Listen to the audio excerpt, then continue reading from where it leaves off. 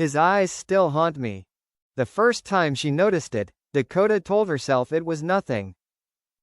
Just a coincidence, a trick of the light, the mind's tendency to stitch patterns where none were meant to exist. The dress was ivory, simple in structure but soft in movement, catching the air as she stepped out of the car and into the gentle chaos of flashing cameras. Someone later would describe it as timeless.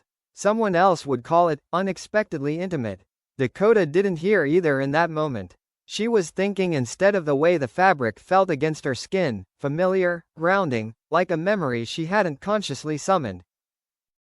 She smiled when she was supposed to smile. She waved when someone called her name. And somewhere, deep behind the practiced ease of public presence, a thought flickered and vanished. He would have liked this. She didn't say his name. She rarely did anymore, not even in her own thoughts. Names had weight, and she had learned how heavy they could become when carried too long.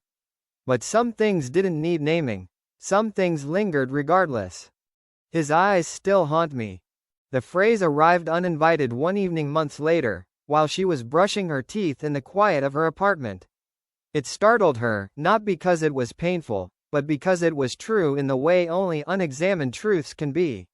She stood there, toothbrush paused mid-air, staring at her own reflection as if the answer might be written in her face. Haunt was too dramatic a word, she decided. Too gothic, too final. It implied fear, when what she felt was something softer and more persistent. Not terror, but presence. Not pain, but residue. Yet the phrase stayed.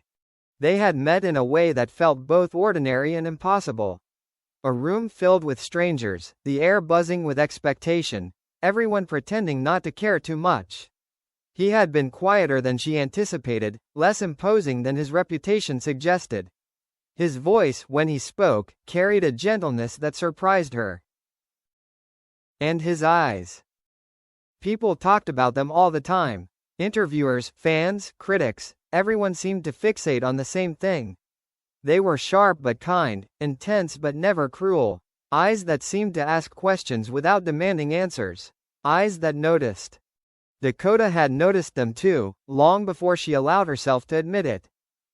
During those early days when everything felt like rehearsal and discovery all at once, she caught herself watching him in moments when he didn't know he was being watched. The way his focus narrowed when he listened.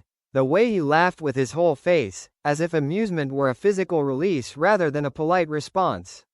The way his gaze softened when he thought no one was looking. Those were the moments that stayed with her.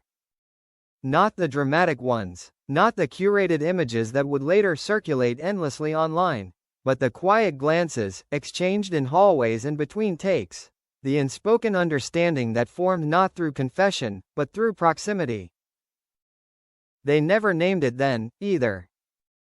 Time moved the way it always does, forward, indifferent, carrying people along whether they were ready or not. Projects ended, schedules diverged, lives expanded in different directions, each filled with new obligations, new people, new versions of themselves.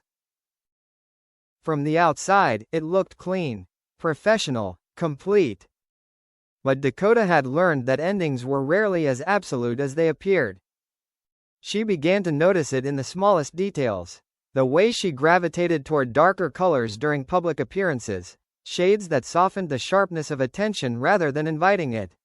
The return to tailored silhouettes that balanced restraint with quiet confidence. Choices that felt deliberate but unexplained. Stylists praised her evolution. Fashion editors called it a refined maturity, an embrace of understated power. They wrote about her as if she were an equation they could solve through fabric and cut. They were wrong, of course. Clothes, for Dakota, had always been a language. Not a performance, but a translation, of mood, of memory, of things she wasn't ready to say out loud.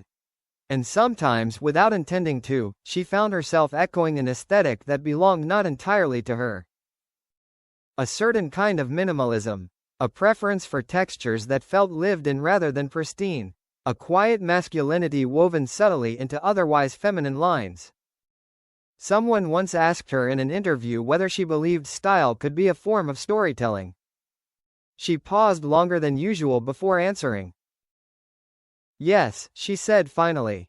But only if you're honest. Honesty was a complicated thing. There were days when she barely thought of him at all. Days filled with work, laughter, the comforting noise of life continuing as it should. She wasn't frozen in the past, she refused to romanticize stillness. And yet, every so often, something would catch her off guard. A photograph she hadn't seen before. A passing comment overheard at a dinner party. A film playing silently on a screen in an airport lounge. And always, it was the eyes. She wondered sometimes whether he knew the effect he had. Whether he understood how deeply people could carry fragments of each other long after circumstances change. Or whether, like her, he simply moved forward and let the meaning reveal itself slowly, in hindsight. They never spoke about it. Not directly. When their paths crossed again, inevitably, briefly, it was with warmth and restraint. Smiles that held history without referencing it. Conversations that danced carefully around the edges of what had once been shared. The world watched, as it always did, eager to interpret every gesture. Dakota learned how to exist in that gaze without surrendering to it. Memory, she realized, was not linear. It didn't obey the rules of time or relevance. It surfaced when it pleased, shaped by emotion rather than logic. Sometimes it was a sound, the cadence of a voice layered with humor and sincerity. Sometimes it was a look exchanged across a crowded room, unremarkable to everyone else but waited for her with familiarity. And sometimes it was a choice. A ring worn on the right hand instead of the left. A suit jacket paired with nothing ornate beneath it. Hair styled simply, almost carelessly, as if refusing excess were an act of devotion to something quieter. She didn't do these things consciously, not at first. They emerged organically, the way habits do. Only later did she recognize the pattern. It wasn't imitation. It was remembrance. There is a particular kind of connection that does not demand permanence to be real. It exists outside of ownership and expectation. It doesn't require explanation or validation. Dakota had come to understand this slowly, through experience rather than theory. What she had felt was not something to mourn or resolve. It was something to carry, with care, with respect, without allowing it to eclipse the present. True feelings, she learned, don't always fade. But they do change form. They become quieter, less insistent. They stop asking to be acknowledged and start existing as part of who you are, woven into your choices, your instincts, your sense of self. In that way, he had never truly left. And she didn't need him to. The phrase returned one final time, months later, as she prepared for another public appearance. Another night of lights and lenses, of being seen without necessarily being known. She adjusted her jacket in the mirror, studying the reflection not with criticism, but curiosity. His eyes still haunt me. This time, she smiled. Not because it hurt. But because it didn't anymore. They haunted her the way a familiar melody does, one you don't actively listen for, but recognize instantly when it plays. A reminder of a chapter that shaped you without defining your ending. She stepped out into the world, carrying the past lightly, gracefully, allowing it to inform rather than restrain. And somewhere, in the quiet language of memory and style and unspoken understanding, the connection remained, not as a tether, but as an echo. Soft, enduring,